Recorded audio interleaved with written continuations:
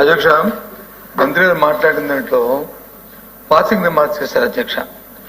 వారు CBCID enquiry జరుగుతున్నారు, మిగతా enquiry తప్పులు చేస్తుంటూ ఎంక్వైరీ చేసుకోవడం ఆ ప్రభుత్వాల విధానాలు చేసుకోవచ్చు.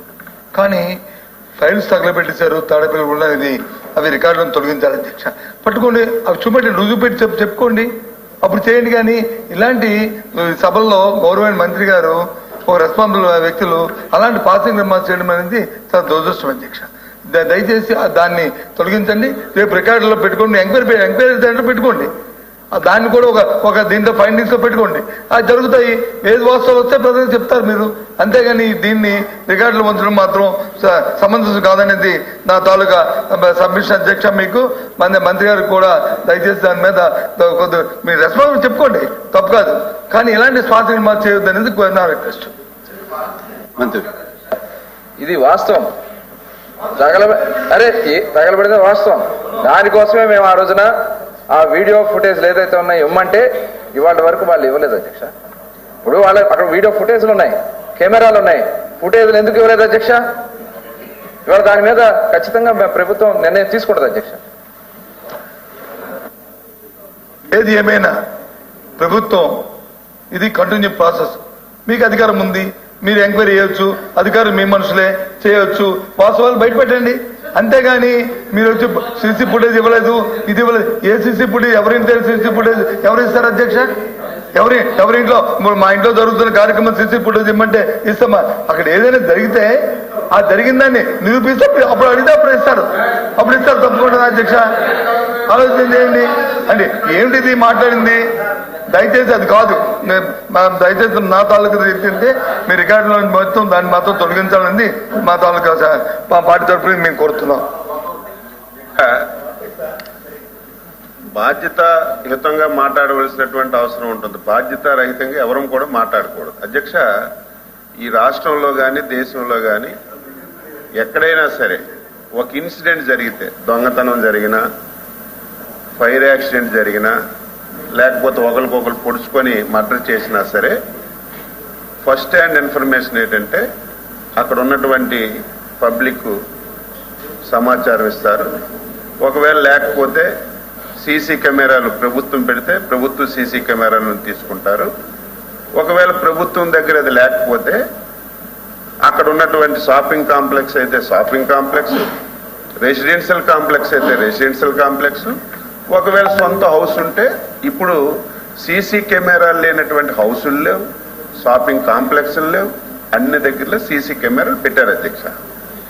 ఆ రోజు ఫైళ్లు తగలబడ్డాయి. వెంటనే ప్రభుత్వం అప్రమత్తమై అక్కడికి వెళ్ళి ప్రభుత్వ సీసీ కెమెరాలు ఏవి ఉన్నాయో చూసి మొత్తం వెరిఫై చేశారు. అక్కడ ఉన్నటువంటి సీసీ కెమెరాల్లో కొంత సమాచారమే వచ్చింది. ఆ సీసీ కెమెరాల్లో అక్కడ ఎవరైతే హౌస్ ఉందో హౌస్ నుంచి బయటకు వచ్చి ఇది జరిగినట్టుగా కొంత ఆధారం కనిపించింది. అలాగని చెప్పి మేము విమర్శ చేయలేదు. మా ఆఫీసర్స్ ఒక లేఖ రాసి మా దగ్గర కొంతే సమాచారం ఉంది, మీ దగ్గర కూడా సీసీ కెమెరాలు ఉన్నాయి, మీ దగ్గర ఇన్ఫర్మేషన్ మాకు ఇవ్వండి అని 3-4 సార్లు అడిగితే బాధ్యత కలిగినటువంటి వ్యక్తులైతే, కనీసం ఇన్సిడెంట్ జరిగినప్పుడు అక్కడ ఏం జరిగిందో బయటికి చెప్పాలని ఆలోచన ఉన్నటువంటి వ్యక్తులైతే ఇగో మా దగ్గర కూడా ఈ సమాచారం ఉంది, దీన్ని కూడా మీరు తీసుకొని 2 క్లబ్స్ చేసి ఎవడు తప్పు చేశాడో వాడిని శిక్షించండి అని చెప్పాలి అధ్యక్ష.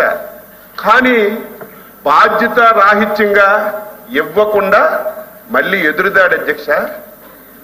మా నాయకుడిని హతమార్చేయాలని, మా నాయకుడిని దాడి చేయాలని చాలా మంది ప్రయత్నం చేస్తున్నారని చెప్పి మళ్ళీ తిరిగి పోలీస్ స్టేషన్లో కంప్లైంట్ ఇచ్చిన పరిస్థితి అయితే ఏమనాలి?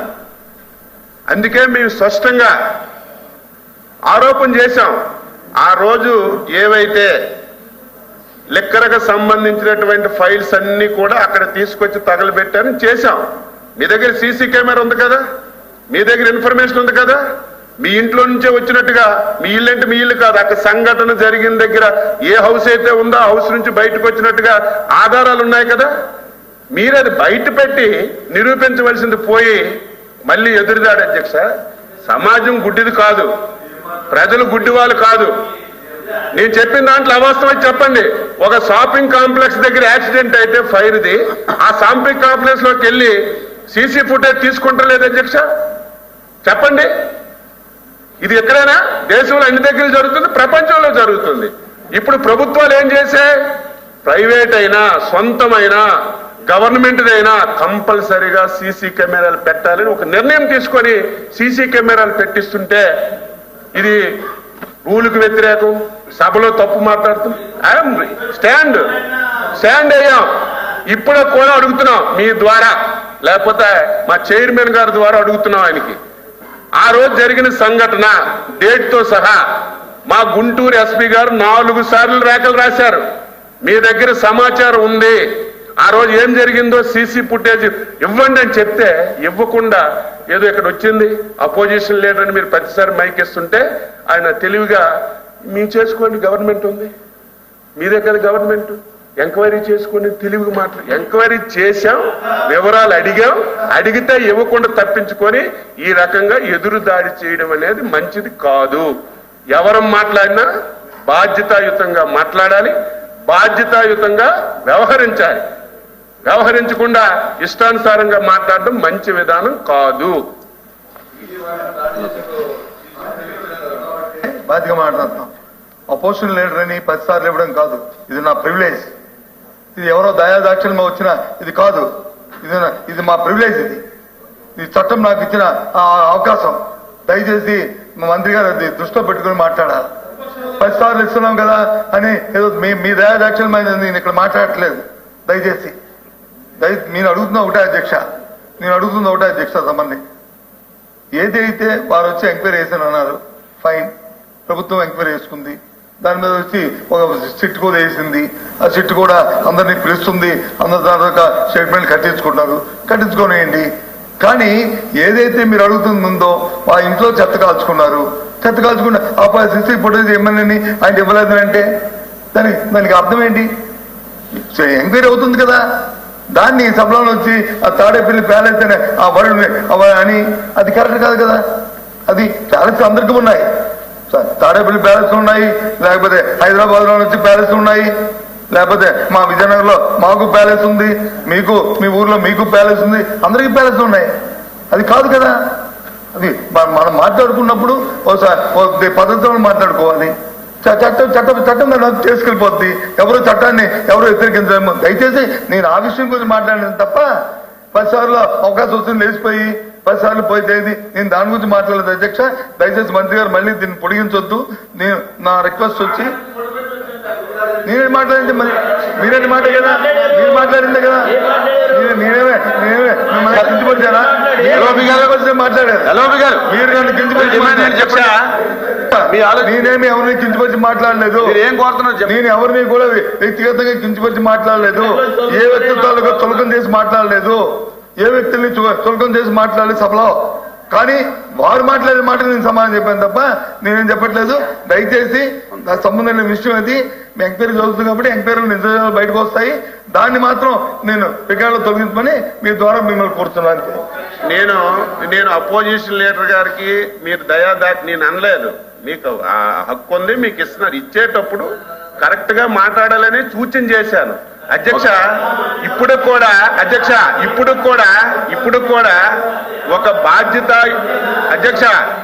బాధ్యతాయుతమైనటువంటి వ్యక్తి అయితే ఒక సంఘటన జరిగిందా లేదా అక్కడ మీరు పోలీస్ స్టేషన్కి వెళ్ళి మా లీడర్ తాలూకా ఇంటి ముందు ఫైర్ అయింది, మా లీడర్ కి చాలా ప్రమాదం ఉంది, రక్షణ కల్పించండి అని మీరు కంప్లైంట్ ఇచ్చారో లేదు చెప్పండి.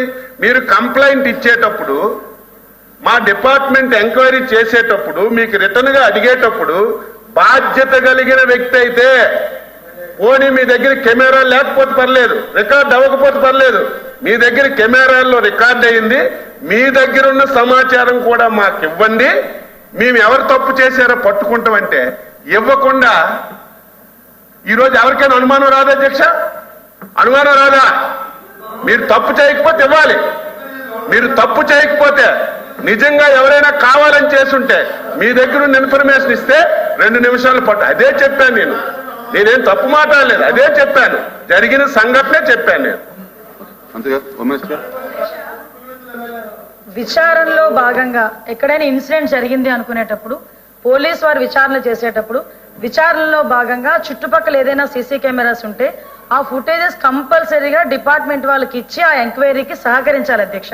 ఇది రూల్ అధ్యక్ష.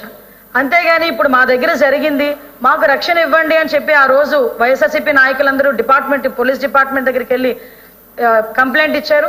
ఆ కంప్లైంట్ మీద మేము ఎంక్వైరీ చేస్తున్నాము, మీ దగ్గర సీసీ టీవీ ఉంది కదా దాని ఫుటేజ్ ఇవ్వండి అంటే మేము ఇవ్వము అన్నారు అధ్యక్ష. కొన్ని రోజులు తర్వాతకు వచ్చేసరికి సీసీటీవీ పని చేయట్లేదు అని కూడా చెప్పారు అధ్యక్ష. నేనేమంటానంటే అధ్యక్ష, నిజంగా మీకు న్యాయం కావాలి, నిజంగా మీ నాయకుడికి రక్షణ లేదని మీరు భావిస్తే మేం జరుగుతున్న విచారణలో మీరు భాగస్వాములు అవ్వాలి, దానికి సహకరించాలి.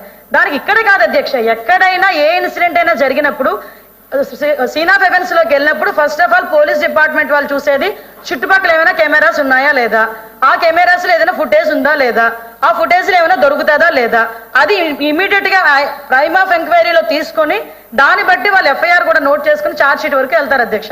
ఇది ప్రొసీజర్ అధ్యక్ష. దీని ఏదో డివేట్ చేసి మిమ్మల్ని ఏదో బురద చల్లడానికో మేము చేసే ప్రక్రియ కాదు. దయచేసి మీరు కూడా అర్థం చేసుకోవాలి, మీరు కూడా సహకరించాలి. నిజంగా ఆ రోజు మీరు చాలా మంది వెళ్ళి పోలీస్ కంప్లైంట్ ఇచ్చారు, ఎస్పీ కంప్లైంట్ ఇచ్చారు, ఎస్పీ డైరెక్ట్ గా ఆ రోజు ప్రెస్ మీట్ పెట్టారు. మేము ఎంక్వైరీ చేస్తున్న భాగంగా మీరు సీసీ ఫుటేజెస్ ఇవ్వండి అంటే సీసీ ఫుటేజ్ ఇవ్వలేదు. మేము దానికి ప్రత్యామ్నాయంగా మేము సీసీ ఫుటేజెస్ కూడా పెట్టుకునే పరిస్థితి కూడా వచ్చింది అధ్యక్ష. దానికి వాళ్ళ ప్రైవసీ ఏదో ఇబ్బంది పడింది అన్నట్టుగా వాళ్ళు మా తర్వాత మాట్లాడారు అధ్యక్ష. కాబట్టి ఇది కంపల్సరిగా ఎంక్వైరీలో భాగంగా సీసీ ఫుటేజెస్ ఎవరివైనా విచారణలో భాగంగా పోలీస్ డిపార్ట్మెంట్ అడిగితే ఇచ్చి తీరాల్సిందే. ఇది రూల్ అధ్యక్ష.